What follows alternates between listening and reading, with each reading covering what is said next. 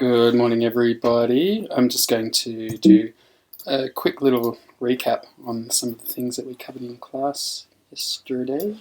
I'm just going to go over the gradient tool again. So if you remember, we started off by creating a path around our beautiful drill chuck.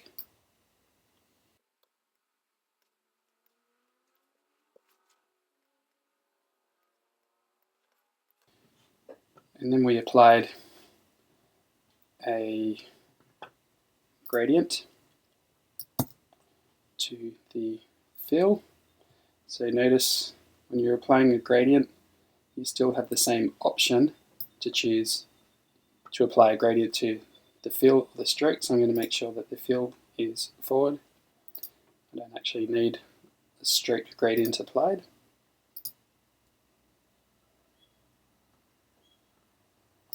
So there we have it.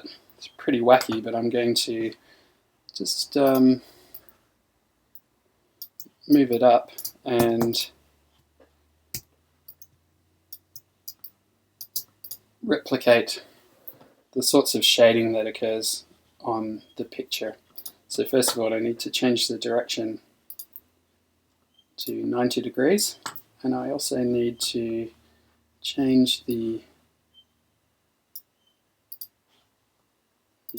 colors. There's no red in it.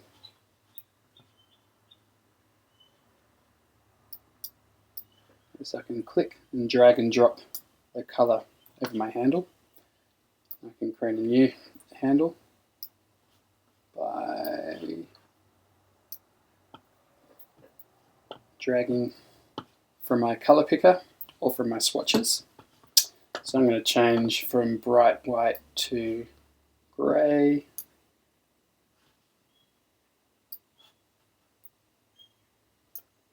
So it's looking not too bad. So I've got pretty good representation of the gradient, I think. That's not too bad. So that's the chuck bit.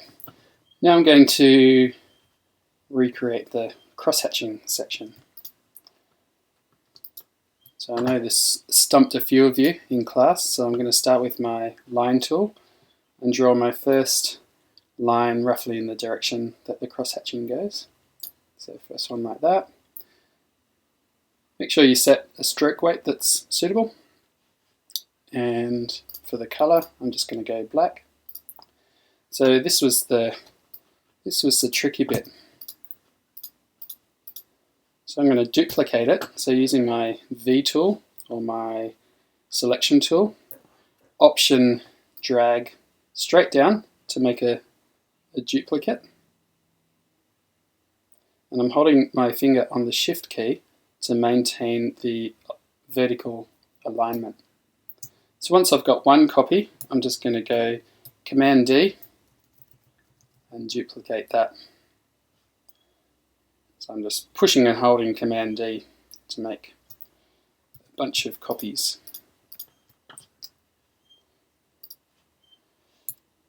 I probably need a few more. I just need to make sure that my stack is the same height as my chuck. So I'm going to select all, Command G to group,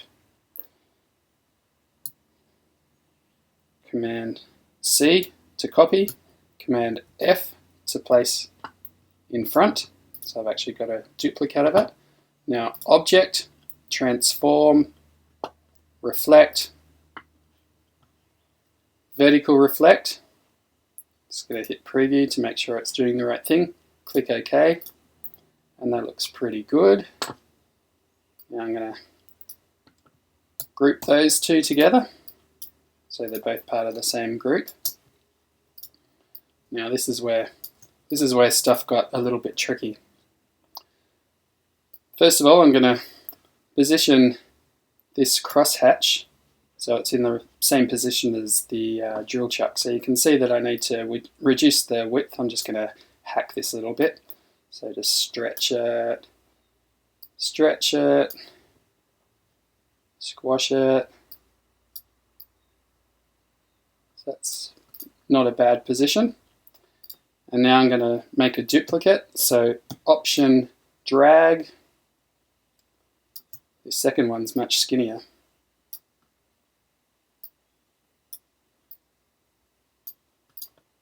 There we go, that's in a pretty good spot.